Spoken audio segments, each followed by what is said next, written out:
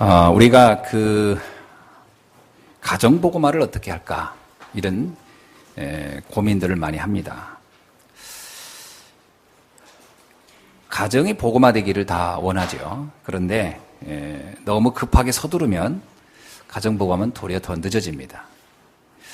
왜냐하면 이거는 우리의 열심으로 되는 게 아니고 영적인 것이기 때문에 자칫 잘못해서 전도라는 어떤 목적을 너무 이루려고 무리하게 서두르면 갈등이 도리어 전도를 멀어지게 하는 요인이 됩니다. 그래서 가능한 멀리 두고 천천히 시간을 좀 보면서 하는 것이 좋겠죠. 가정보고마도 못하면서 무슨 전도를 하느냐 이렇게 말하는 분들이 간혹 있습니다. 이거는 모르는 소리죠. 어떤 가정은 30년이 걸리기도 하고 또 50년이 걸리는 경우도 있습니다. 아니면 두 세대에 걸쳐서 전도가 되는 경우도 있어요. 그래서 너무 성급하게 하려고 하지 않아야 됩니다. 하나님의 계획을 두고 하나님은 가정을 구원하기를 원하기 때문에 내가 이미 복음안에 있다면 가정 복음화의 중요한 시작은 이미 된 것이다. 이렇게 믿으시고 조금 시간표를 보면서 기다릴 수 있기를 바랍니다. 특히 가정 복음화를 우리가 얘기할 때 가장 큰 걸림돌이 사실은 제사 문화입니다. 물론 여러분이 그렇지 않은 가정도 있겠습니다만은 사람들의 심리 속에 제사 때문에 신앙생활하는 것을 꺼려하는 사람들도 의외로 많습니다. 그게 굉장히 중요한 걸림돌이 됩니다. 특히 우리나라 같은 경우는 국민의 한 78%가 제사를 지낸다고 하니까요. 그게 굉장히 중요한 요인이 되고요. 다른 나라에 가서 복음 전할 때도 그 나라가 가지고 있는 전통적인 문화와의 충돌을 이것이 복음 전하는데 가장 큰 방해 요소가 되고 있습니다. 원래 제사라는 것의 뿌리를 보면은 유교에서 나온 줄 알지만 사실은 유교에서 나온 게 아닙니다. 사실은 그 제사 원래 뿌리는요 공자가 한 얘기도 아닙니다. 사실 공자 시대에는 이전부터 이미 있었던 거고 공자는 그거를 그냥 인정한 것 뿐이죠. 그리고 나중에 이게 우리나라에 들어왔을 땐 주자학자들에 의해서 들어왔는데 거의 처음에 제사는 살아있는 임금 황제에게 하는 것부터 시작됐습니다. 원래 황제에게 순종한다는 그 황제권에 이렇게 복종한다는 차원에서 생겼고요. 그거를 각 지역의 제후들이 보고 저거 괜찮겠다. 그래서 제후들이 자기의 봉신들에게 그 부하들에게 시켰고요. 그것이 또 부하들이 보니까 집에 가서 내가 우리 자녀들한테 시켜야 되겠구나. 그래 가서 또 자녀에게 시키고 일종의 살아있는 사람의 권력을 강화시키기 위한 의도로 원래 생긴 것이 이 제사의 시작이었습니다. 그러다가 왕권을 더욱 강화시키기 위해서 왕권의 정통을 만들어야 되죠. 북한에서 김정일 그 집안이 정통을 어떻게 만들죠? 백두혈통 이러잖아요. 그래서 그 아버지 때부터 이미 우리는 이런 혈통이었다. 이렇게 얘기되니까 이 황제가 우리의 조상 때부터 나는 원래 황제의 집안이었다. 이런 걸 인식시키고 싶어서 이제 죽은 제사, 죽은 자에 대한 제사가 이제 원래 황실에서 또 나온 겁니다. 그러니까 왕권 강화를 목적으로 만들어진 거였죠. 그러다 보니까 이게 저 밑으로 내려가니까 뭐냐면 우리 집안, 뼈대 있는 집안을 나타내려면 우리 조상부터 해야 되겠다. 그래서 조상을 이제 거슬러 올라가기 시작한 겁니다. 사실은 제사라는 것이 처음 시작은 살아있는 사람의 권력을 강화시키기 위해서 만들어진 거죠. 그것이 공자가요. 공자는 원래 정치에 되게 민감한 사람이었습니다. 원래. 그랬던 사람이기 때문에 그런 정치적 시도로 의한 제사가 권력을 강화하는 데 필요하다고 여겼기 때문에 인정했던 거죠. 근데 그게 자연스럽게 이제 산자보다는 죽은 자 쪽으로 이렇게 흘러갔죠. 왜냐하면 산자에 대한 전설보다는 죽은 자의 전설이 많거든요.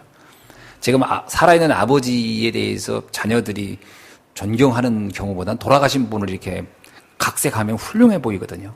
그런 식으로 제사가 자꾸 돌아가신 분 중심으로 흘러간 겁니다, 사실. 자, 그런데 이게 더 거슬러 가면 어디서 시작된 거냐? 무당들로부터 나온 겁니다. 원래 제사라는 단어 자체도 그렇고요. 유교라는 말도 원래 거슬러 올라가면 무속으로부터 나온 겁니다. 그래서 실상은 죽은 조상이나 부모를 흉내내는 귀신을 섬기는 쪽으로 가버린 거예요. 왜냐? 문화를 사단이 잡고 있기 때문에.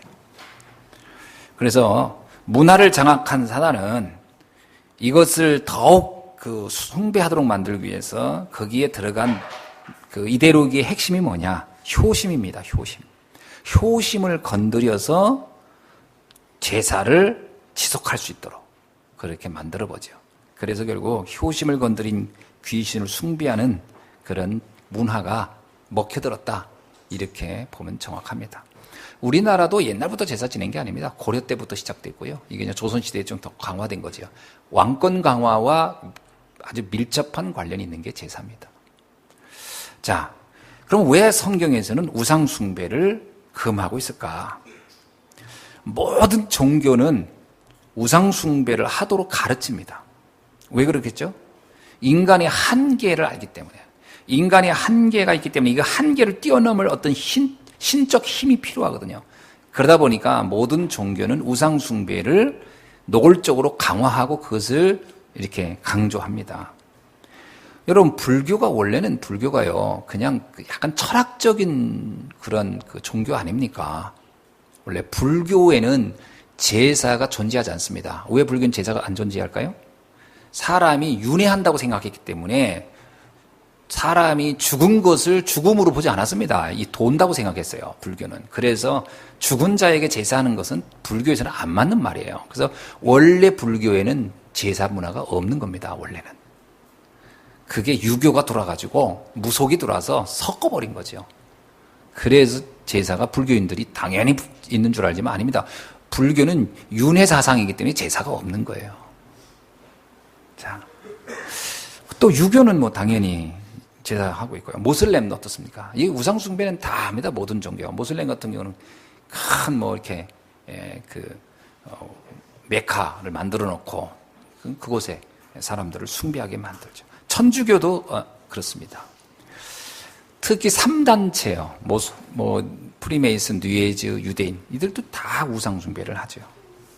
자, 우상 숭배를 하는 현장을 가보면 어떻습니까? 일단은 우상 숭배 현장을 가보면 굉장히 엄숙하고 절제되어 있어요. 그래서 사람들의 마음이 움직입니다. 원래 로마의 제우스 신전 이런 가보면 어마어마하게 만들어놨어요. 그 대리석으로. 그러니까 사람들이 그 규모의 사람들이 딱 제압당하죠. 그렇게 해서 우상 숭배를 자연스럽게 하게 합니다. 제가 천안에 있는 그 각원사를 이렇게 이제 가끔씩 가봅니다. 각원사 갈 때마다 참 좋아져요. 돌아가는 그 길부터 굉장히 좋아집니다. 저번에 갔을 때는 그냥 계단이 있더니 지금 대리석으로 쫙 깔았더라고요. 그만큼 이제 각원사가 점점 커지고 규모가 엄청나게 커지는데 가보니까요, 얼마나 그 웅장함이 끌려요. 제가 그 각원사 갔더니 저는 각원사 가서 제일 인상적인 게 뭐냐면 넓은 그 대웅전 앞에 이렇게 마당이죠. 그게 그렇게 분위기가 있더라고. 그리고 또 절 양쪽 추녀에 있는 이렇게 바람 불면 이렇게 울리는 거. 제가 그거 그렇게 좋더라고요. 그 소리가 짜랑짜랑. 그래서 바람 불 때마다 그게 이렇게 청아하고 그렇게 아름답더라고요. 거기다가 주변 환경은 또 얼마나 아름답습니까? 정말 아름다워요. 여러분 절마다 가보면 다 그래요. 굉장히 아름다운 곳을 이미 옛날부터 사람들이 보는 눈이 있어가지고 좋은 곳엔 다 절터가 다 됐잖아요. 정말 아름다워요. 거기에다 또 새 울죠. 물이 시내에 흘러져. 그 계곡에 물 흘리죠. 진짜 기가 막힙니다. 거기에 또 그 풍경 소리 이렇게 또 그 목닭 소리도 아름다워요. 그게 산속에서 딱 그런 걸 보면 사람들이 그러한 분위기에 제압당한다는 겁니다. 그래서 나도 모르게 그것을 숭배하고 싶고 거기에 내 마음을 담고 싶어 해요. 그게 우상 숭배는요. 그게 인간이 가지고 있는 그 본성을 자꾸 건드립니다. 그 본성이 뭐예요? 너희 아비 마귀예요. 인간은 하나님을 섬기는 것이 원래 인간이지만 타락한 이후의 인간은 우상을 숭배하는 쪽에 익숙해요.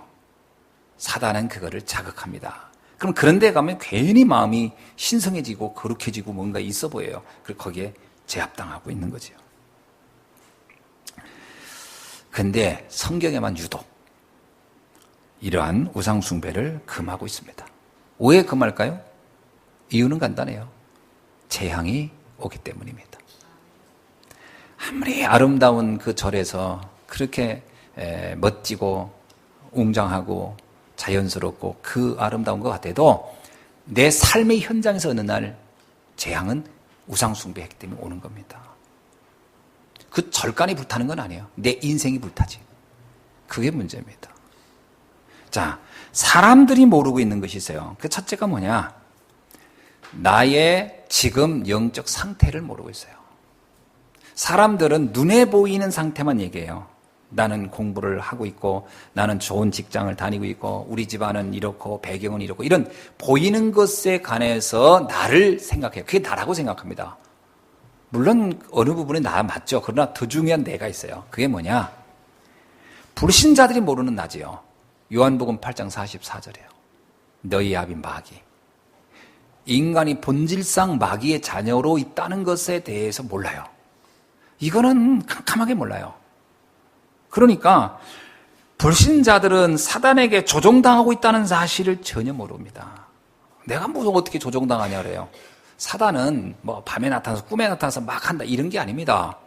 문화를 통하여 우리 안에 본성을 건드려서 그래서 내가 모든 걸 다 할 수 있을 것 같고 물질이면 다 될 것 같고 성공면 다 될 것 같은 이런 생각을 가지고 사단은 우리를 붙잡고 있는 겁니다. 그걸 몰라요 사람들이. 내가 나의 힘으로 모든 걸 다 할 것 같다. 그게 사단의 메시지예요. 돈이면 다 될 것 같다. 그게 사단의 메시지예요. 성공하면 다 될 것 같다. 그게 사단의 메시지예요. 그런데 그것이 너무나 유혹적이기 때문에 내가 사단에게 잡혀 있다는 걸 몰라요. 이걸 불신자들은 뭐 전혀 모르죠.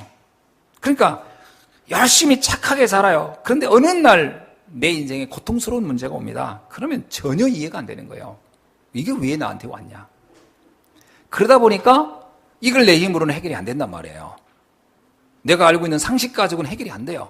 그래서 인간이 자연스럽게 우상숭배를 하게 되는 겁니다. 자신도 모르게. 뭔가의 힘이 필요하다고 생각하는 거예요.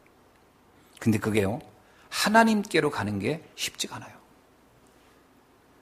왜 그러죠? 고린도후서 4장 4절이에요. 세상 신이 사람들의 마음을 혼미케 하여 복음의 광채가 비치지 못하게 함이니 사단에 의해서 우리의 마음은 이미 혼미해졌어요. 신기하게요. 무속인들의 말이 가장 나의 인생 문제를 해결할 것처럼 그럴듯하게 보이지 성경의 말씀이 내 인생을 답이 될 것 같지 않단 말이죠. 성경 말씀 보면서 그래 내 인생이 답이 될 거야 이렇게 생각하는 사람이 얼마나 되겠습니까? 거의 없습니다. 근데요 그냥 평범하게 그냥 아무것도 모르는 아줌마들도 그냥 사람도 무속인이 말하면요 그건 될 것 같거든요. 그건 내 인생을 뭔가 바꿀 것 같거든요. 공부를 많이 한 사람도 그래요. 굉장히 이성적이고 굉장히 합리적인 사람들도 성경이 말하는 말씀은 이거는 도대체 나의 인생에 아무 도움이 될 것 같지 않고 도리어 무속인들이 하는 말은 뭔가 내 인생에 도움이 될 것 같다니까. 신기하죠? 그래서 우리가 나도 모르게 우상숭배하는 것이 자연스러운 겁니다. 그래서 불신자가 우상숭배하는 건요, 그건 그냥 타고난 거예요. 그거를 뭐라고 할 수가 없습니다. 왠지 모르게 막 제사 지내고 싶고, 왠지 모르게 절에 가고 싶고, 왠지 모르게 뭔가 믿고 싶고, 빌고 싶은 마음이 당연한 거거든요. 왜? 그 본성 깊은 곳에 사단이 그에게 메시지를 계속 집어넣고 있기 때문에 그렇습니다. 그래서 교회 오는 것이 그렇게 어려운 거예요. 절간 가는 건 그렇게 쉬운데, 그렇죠? 그렇게 쉬운 게요. 근데 교회 오는 게 그렇게 어려워요. 특히 말씀을 믿어지는 건 더더욱 어려워요. 저는 우리 랩런트들도 그럴 것 같아요. 랩런트들도요, 이렇게 누가 이렇게 무슨 얘기하면 그 말은, 사람의 말은요, 굉장히 그게 설득력있어 들리는데, 하나님의 말씀은요, 그냥 그건 지루하고 아무 나하고 상관없는 말씀처럼 들릴 거라는 거예요. 자, 성경은 이렇게 말합니다. 고린도전서 10장 20절에서 제사를 할 때 귀신들이 찾아온다는 거예요. 그래서 나는 너희가 귀신과 교제하는 자가 되기를 원치 아니하니라. 귀신과의 접신이 되는 거예요. 제사는요, 귀신과의 접신이에요, 사실은. 그럼 오늘 왜 이렇게 제사 지내죠? 복 받으려고요. 사업 잘 되게 해달라고. 그거 비는 거 아닙니까? 조상신이요? 조상이 도와주는 게 아닙니다. 조상이 도와줍니까? 살아있는 조상도 못 도와줬는데 죽은 조상이 어떻게 도와줘요? 못 도와주죠. 누가 도와준다고 생각합니까? 귀신이 도와주는 거죠. 그거를 기대하는 겁니다. 마태복음 12장 25절에서 47절에 보면 이런 기록이 있어요. 어떤 사람이 집을 소재했다 이렇게 나와요. 집을 깨끗이 했다는 거. 그게 이제 자기의 삶을 얘기합니다. 집은 인간의 삶을 얘기하는데 나의 삶을 깨끗이 소재했다. 그게 이제 종교인의 삶을 말합니다. 여러분, 어떤 사람이 종교를 갖게 되면 자기를 정돈합니다. 여러분, 불교인들도 굉장히 당당하게 자기를 정돈해요. 유교인들도 굉장히 자기를 정돈해요. 여러분 아시잖아요. 이렇게 유교를 이렇게 신봉하는 사람들 보면요. 아침에 일어나지고 목욕 재배하고 옷도 깨끗이 입고 자기를 정돈합니다. 불교인들도 마찬가지고요. 종교는 자기를 정결하게 만드는 힘이 있어요. 그래서 뭐라고 하냐면 너의 집을 소재했다 이렇게 나와요. 청소한 것 같다는 거예요. 그렇죠. 우리의 마음을 청소합니다. 불교에서 뭐라고 합니까? 욕심 갖지 말아라. 탐심 갖지 마라. 이렇게 하잖아요. 그러면 이제 정돈되는 거죠. 내 마음의 어떤 욕망도 좀 정돈하는 것 같고, 좀 이렇게 뭔가 나를 다스린 것 같잖아요. 여러분, 요가 같은 것도 자기를 다스리잖아요. 명상도 나를 다스리고 다 그런 겁니다. 그런데 성경은 이렇게 말합니다. 그렇게 다스리면 그 빈 집에, 청소가 잘 된 집에 7 귀신이 들어가느니라. 더 나빠진다는 거예요. 그게 문제입니다. 여러분, 종교인의 삶이요, 겉으로 보기엔 굉장히 고상하고 아름답고 고고해 보이는데 그 실상은 철저하게 사단에게 7 귀신에게 잡혀서 무너져가는 삶이 된다는 거예요. 그래서 스님들 인생을 잘 봐야 돼요. 얼마나 비참한지를. 어떤 분이 그러더라고요. 스님들이 몰래 술도 먹고 뭐 다 하잖아요. 그러니까 어떤 분이 그러더라고. 그거라도 안 하면 그 사람도 도를 거라고. 그거라도 허락해야 된다고. 견디기 어려운 거거든요. 뭐 꼭 그렇다고 볼 수는 없지만 그렇지 않은 분들도 많겠죠. 그러나 결국 내 내면이 무너지고 있는 건 분명해요. 왜냐? 7 귀신이 들어간다고 성경은 분명히 말하고 있습니다. 무당들이 말하는 구슬을 하면 할수록 크고 비싼 구슬로 계속 점점점 커져갑니다. 왜 그렇죠? 흑암이, 세력이 점점 왕성해지기 때문에 그렇습니다. 그래서 오늘 고린도전서 10장 20절에서 바울은 이렇게 말합니다. 무릇 이방인들이 제사하는 것은 귀신에게 하는 것이요 하나님께 제사하는 것이 아니니 나는 너희가 귀신과 교제하는 자가 되기를 원하지 아니하노라. 보통 불신자들이 이런 얘기 하더라고요. 제사할 때 돌아가신 부모님의 영혼이 찾아온다는 거예요. 그 혼령이 온다. 아닙니다. 사실은 돌아가신 부모님의 그 모양을 흉내내고 귀신이 오는 것이지 부모님이 오는 게 아니에요. 돌아가신 부모님의 영혼은 왔다 갔다 할 수 있는 존재가 아니에요. 인간은 죽는 순간 이미 옮겨갈 수 없는 영원한 장소로 가는 겁니다. 천국이든 지옥이든 가는 것이지 마음대로 왔다 갔다 하는 게 아니에요. 지금 왔다 갔다 하는 존재는 하나밖에 없어요. 귀신밖에 없습니다. 그래서 성경에서만 이걸 하지 말라는 거예요. 반드시 그걸 하면 개인적인 영적 문제가 온다는 거예요. 그게 언제든지 옵니다. 지금 오든 나중에 오든 오게 돼 있어요. 그래서 이걸 하면 절대로 안 된다는 거예요. 그래서 제사 많이 지내는 집을 가보세요. 큰 문제 반드시 옵니다. 심지어는 성경이 이렇게 말해요. 3, 4대까지 영적 문제가 찾아올 것이다. 그런데도 사람들이 여기에 집착하는 이유는 뭘까요? 여기에 빠져가는 이유는 뭘까요? 우선은 그게 내 인생 문제를 해결하는 것처럼 보인다는 거예요.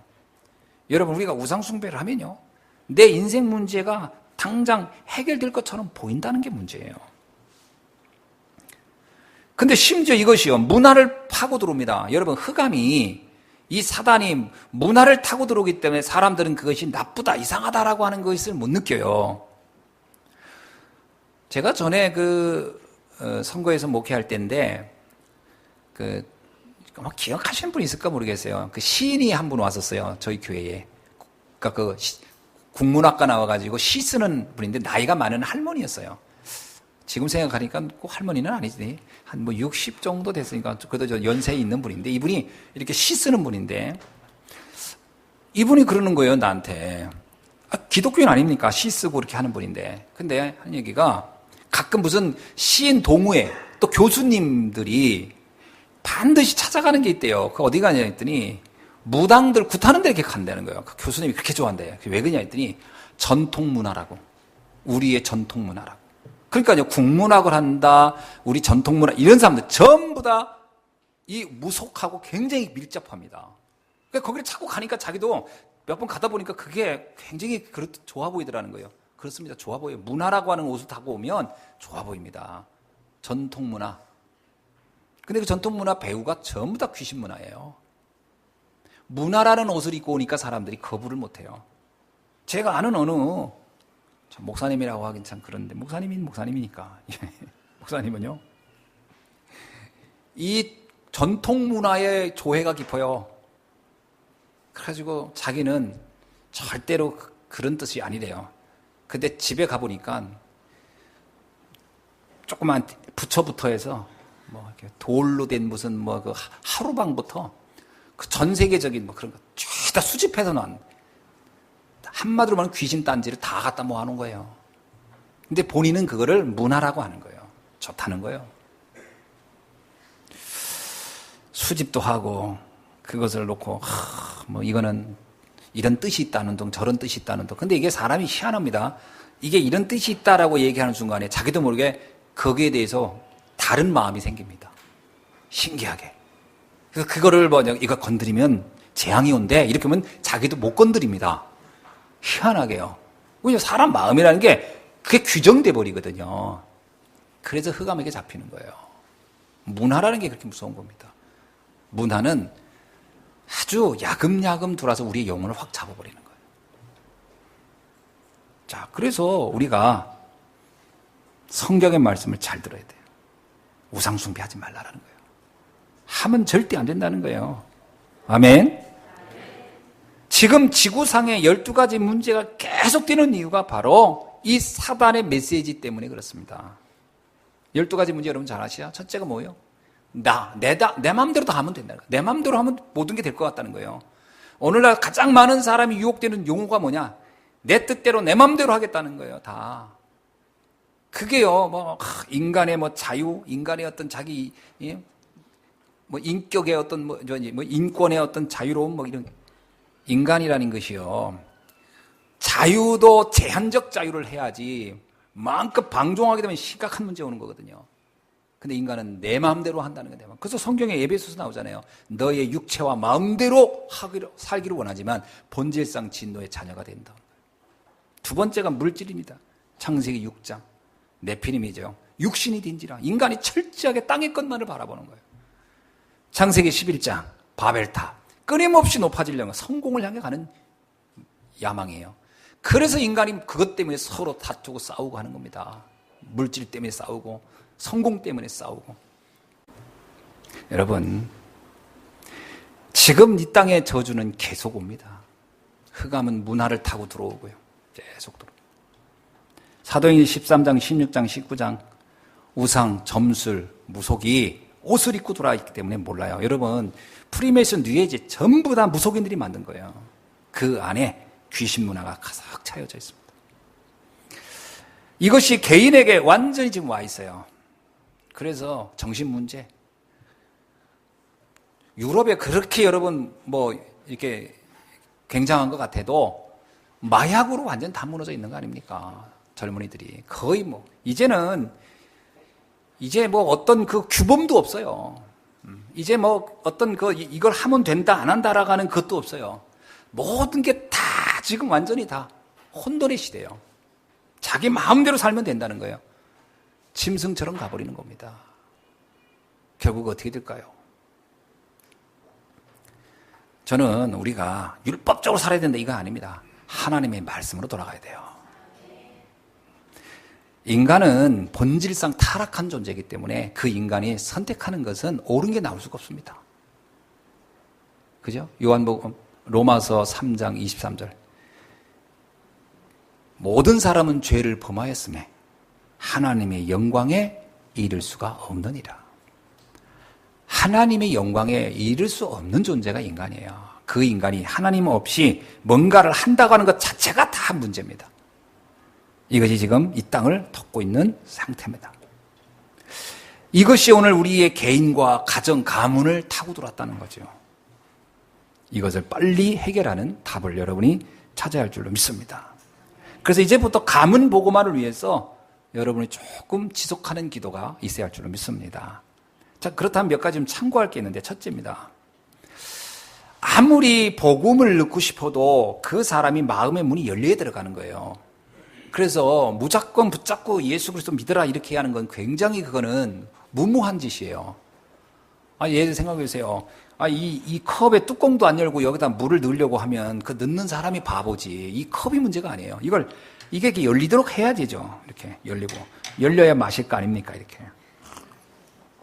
이걸 닫아놓고서 막 왜 못 먹느냐, 왜 이거 안 들어가느냐. 사람의 마음이 꽉 닫힌 사람한테 왜 당신은 신앙생활 안 하냐고.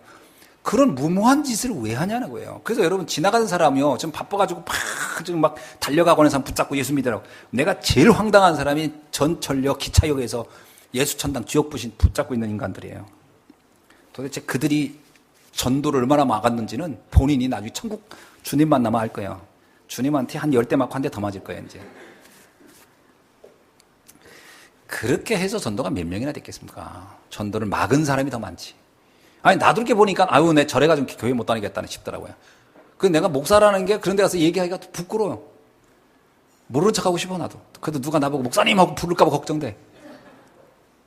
왜 그럽니까? 사람들이 마음이 열려야지. 그죠? 사람들 마음이 열려야 그 다음에 거기다가 복음을 넣어주는 거죠. 그게 예수님이 와서 제일 먼저 한 게 뭐야? 병자 고쳤잖아요. 왜 고친 겁니까?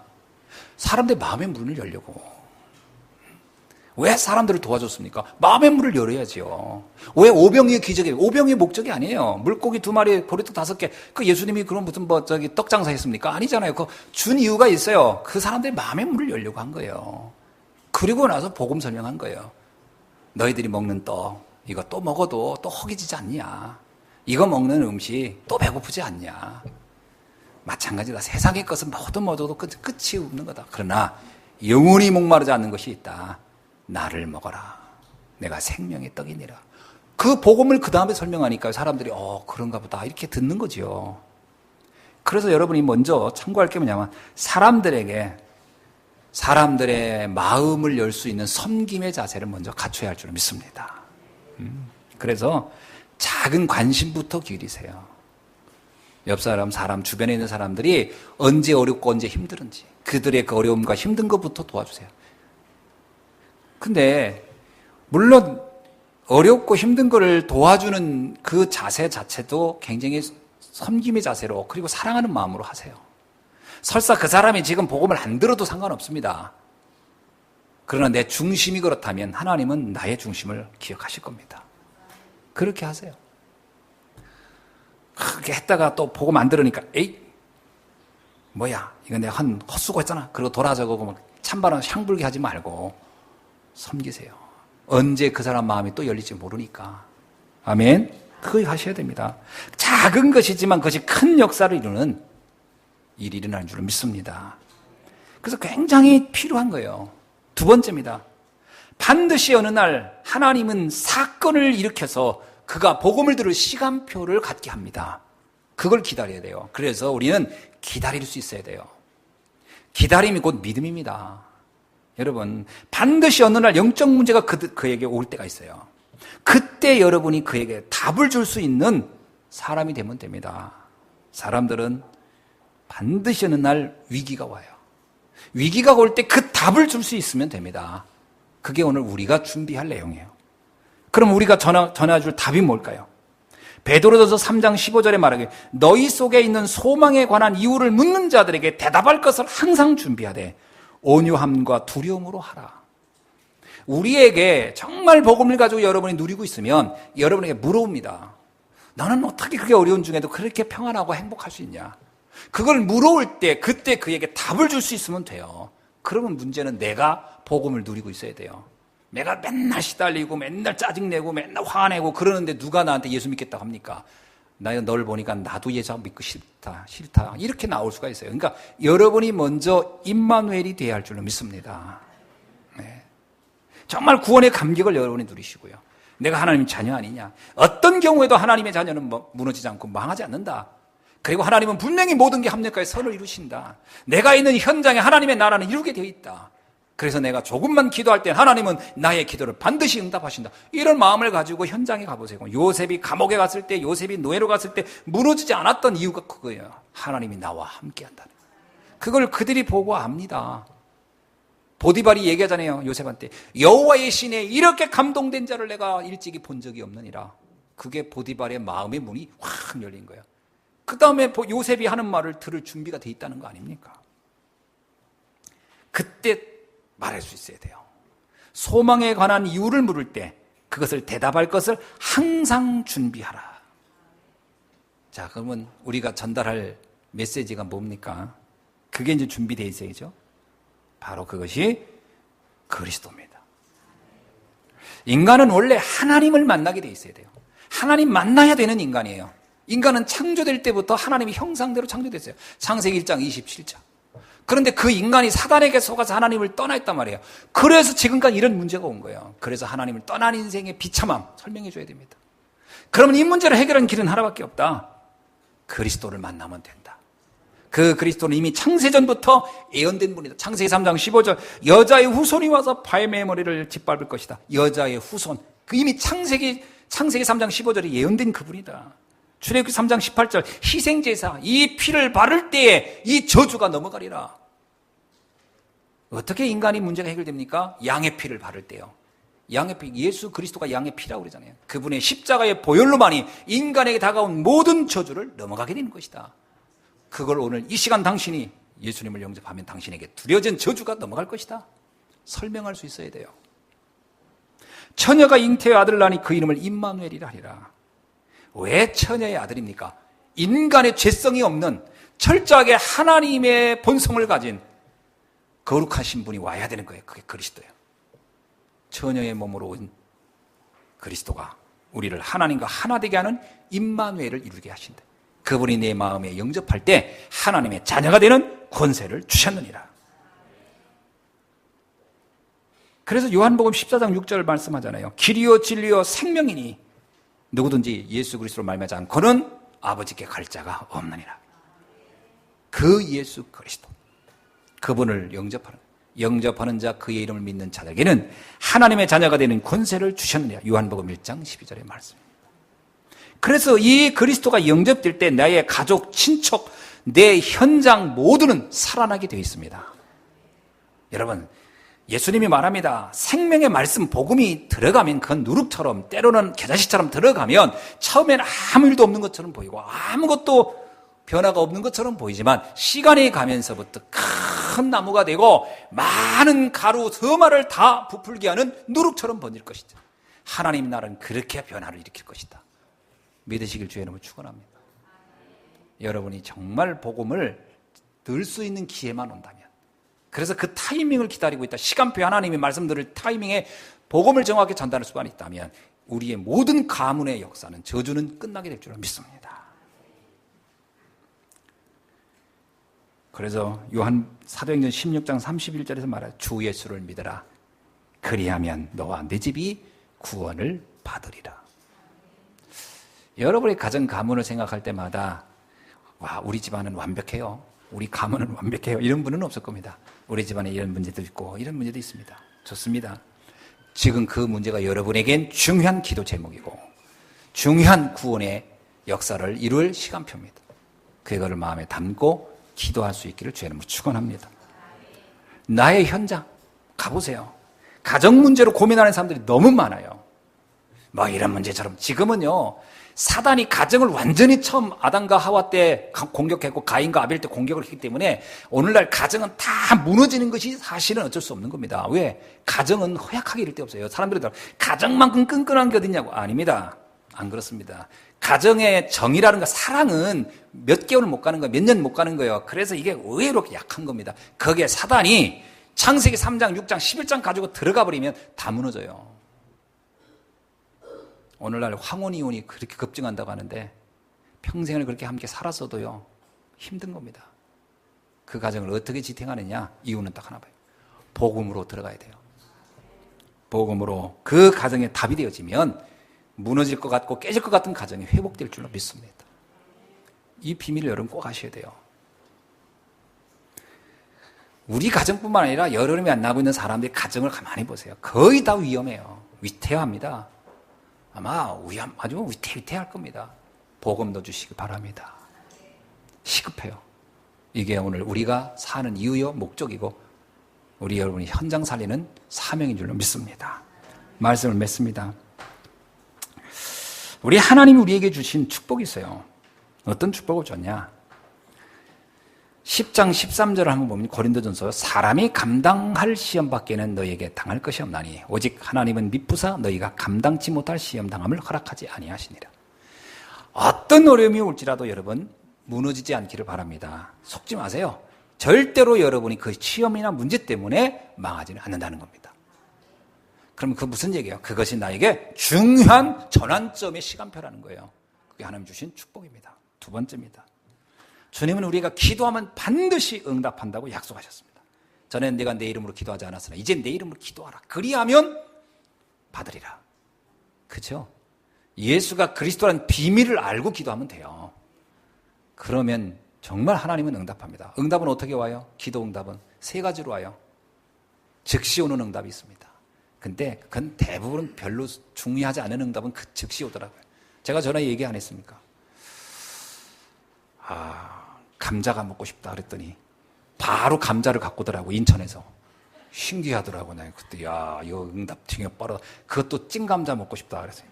병원에 있을 때 그랬더니 인천에서 그걸 가지고 내려왔더라니까. 내가 그날 깜짝 놀랐어요. 지난번에 한번 오리가 먹고 싶다 그랬더니 그날따라 막 이 사람 저 사람이 오리를 갖고 돌아가지고 내가 이런 응답은 즉시 오는구나. 그러니까 먹는 응답은 즉시 와요. 그러니까 살찌는 응답은 즉시 와. 근데 진짜 응답은 다르게 옵니다. 내 기도와 다르게. 진짜 하나님의 응답은 내 생각과 다르게 와요.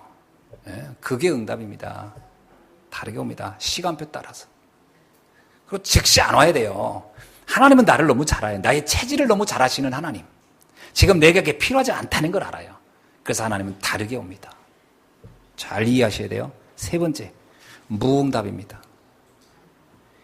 응답을 받지 않아야 될 응답이에요. 그 응답을 받아보니 큰일 나요. 제가 옛날에 너무 막 시달릴 때, 너무 화가 나고 그럴 때, 무슨 조그만 사건만 되면 막 원망스러워서 막 속에 표현을 못하고 속으로 저 사람 죽었으면 좋겠다. 그리고 기도한 게 많아요. 그 기도 다 응답됐으면 큰일 날 뻔했어. 거의 살 사람 하나도 없어. 다 죽었을 거예요. 하나님은 그 응답을 절대로 안 들어주셨어요. 얼마나 다행인지. 그렇잖아요. 근데 어떤 사람이 또 나를 보고 죽으라고 하면 또 그 사람 응답은 난 죽었어. 그렇잖아요. 그러니까 이게 응답이 없는 게 응답이니까 하나님 응답 안 해주셔야 돼요. 왜냐? 내 수준이 응답 받을 수준이 아닌 거예요. 시간이 지나고 나서 내가 영적으로 철이 들면 압니다. 왜 하나님이 그때 나의 기도에 무응답하셨는지를. 그게 큰 응답이에요. 그러니까 우리의 기도 중에 응답이 없는 게 없어요. 그죠? 우리가 한 기도 중에 무응답이 있나요? 모든 응답은 다 응답이에요. 말씀 안에서 가만히 보십시오. 하나님 우리를 얼마나 완벽하게 인도하고 있는지를. 마지막입니다. 하늘과 땅의 모든 권세를 가진 그분이 내가 너와 영원히 함께하겠다. 마태복음 28장에 나오는 말씀입니다. 하늘의 권세, 땅의 권세예요. 그 어마어마한 권세를 가진 그분이 성령으로, 보혜사로 나와 영원히, 잠깐 있다가 마는 게 아니고 영원히 함께하겠다. 여러분은 바로 그러한 존재입니다. 그런 여러분을 통하여 이 땅에 많은 사람을 살리기를 원하는 게 하나님의 계획이에요. 나 한 사람만 사는 게 문제가 아니죠.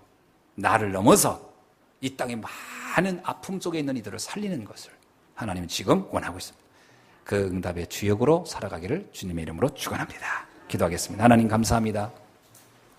오늘 주신 말씀을 통하여 다시 한번 우리가 정말로 오직 복음해야 할 이유를 깨닫게 하시니 감사합니다. 이 땅의 수많은 불신자들이 자신이 한계 앞에 놓여 어쩔 수 없이 우상 숭배를 할 수밖에 없는 그런 심각하고 불행한 일들을 우리는 자주 봅니다. 주여 그들에게 정말 중요한 인생의 답을 줄 수 있는 전도자가 되게 하시고 그들의 그 저주와 재앙에서 해방시킬 수 있는 응답을 누리는 한 시대 최고의 축복자가 되게 하옵소서. 그리스도 되신 예수님의 이름으로 기도하옵나이다. 아멘.